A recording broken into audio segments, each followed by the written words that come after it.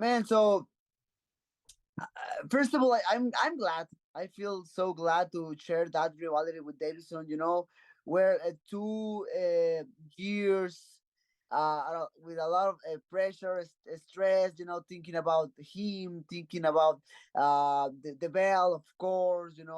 Thinking about the representation I have in my country in Mexico. So was a lot of things on the line, but right now I'm part of the history of the mixed martial arts, and I'm part of the history of the UFC. Thinking about the future, like the Hall of Fame or whatever. So I'm just glad to share that kind of rivalry with somebody. But I can't lie to you, I'm happy, man. I'm just happy to don't think about Davison, to think in another game plan, to do something different in my practices, because always is very every single game plan is very specific for the next fighter. So yeah, my practices were about the game plan against Davison. Now in this one were different. So man, I'm just happy. But at the same time, you also now go to another opponent who you are obviously very familiar with. Again, right? Maybe not 4 fights, but this obviously will be your third fight with Pantoja. How it was a long time ago, Brandon, right? You're talking about 2016 on a TV show on The Ultimate Fighter, and then you're talking about 2018. I mean, that's 5 years ago at this point. You're a different fighter. You're the champion now. How much have you looked at the past performances, or have you ignored those? I mean, watch my last two fights against Alexandre. Was part of the game plan. Watch my mistakes of the past, what I did, and try to recognize what I'm improved specifically since those fights. Man, I can write a huge list about my difference for this fight. How much I improved myself in the last 5 years. Um, but yes, man, the only thing I can say is Alexandre Pantoja never fought against the best Brandon Moreno in the moment, and those are just excuses. I hate excuses. But I'm talking with you. I'm thinking about what happened in that moment. Trying to reflect a little bit about it, and that's it, man. I think I I'm very sure about what I'm saying right now, and I'm just excited to go that night, July 8th, and show to the world, like, man, I'm just better than him. I know all of these fights mean a lot to you. Will this one mean even more though, to have what happened in the past happen and then to come back and to overcome that? Will it mean more, Brandon?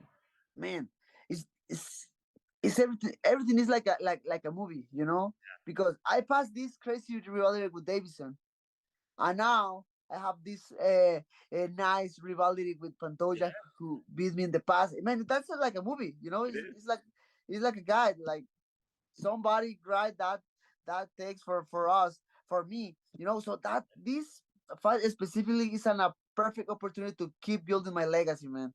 you know Brandon Moreno, who got released from the company in 2018, then came back, then champion, then the rivalry with Davison, now Pantoja, the rematch. Man, I'm excited, man. They, Who they, sh- can they should make a somebody movie about this, actually, man, when you say somebody it. can sign. I sign for that movie, man. Let's go. I'm ready. I, I, I, I know you laugh. They probably will make one day, and they should. Um, Last question. Let me ask you about you know, you were the first Mexican champion, and now you've had others who have followed, not the only one anymore. And I know it seems like it's becoming more and more of a regular thing where Mexican MMA fighters are fighting at the very top and becoming champion. And I've got to believe, Brendan, that you really got the ball rolling on that. How important is that to you to see your people succeeding at such a high level in mixed martial arts? Man, so first of all, I don't remember if I told you this before, because we had other interviews in the Yeah, past, but man, it's part of my DNA. It's part our DNA. As a Mexican, we are good in combat sports. We have you're so not many kidding. champions in boxing, a lot of gold medals in Yes. taekwondo, in karate. So we are good fighting. The problem is we needed some time, because mixed martial arts is new in the world. definitely new in Mexico, in my country. Yeah. So uh, with that being said, right now I'm just happy to see what is happening, with my partners, with Jair, with Alexa, with the new contenders. I know, for example, Irene, he lost the fight against Yes. Amanda, but she's there, Right. She fought Uh, for a title. Yeah. she fought for a title. That's insane. So man, I don't know how much time, maybe 3 4 years, but we'll see new contenders in the different division of the UFC from Mexico for sure. Right, and it's always fun to watch Mexican fighters too because it's always an exciting fight. It's like that in boxing, and obviously it's like that in MMA too. So I think I don't know if any of that happens, or I think it takes a much longer time, if not for you, Brandon. I really do. Yeah. You Oh know, man, thank you, man. back. I mean, I'm just trying to do my thing. I always say this, like everything is like very selfish because I'm fighting for me, I'm fighting for my family, I'm fighting for my daughters, for my wife. But Yeah. at the same time, with the pass of the time, a lot of people start to get motivated for my own journey. And thank you. The only thing I can say is thank you to all the people who get some motivation from with my name.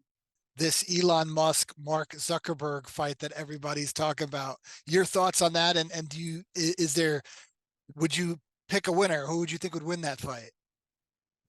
Uh, I think Zuckerberg have more something special with the fighters, he's training for more time, and but I really wish that's happy.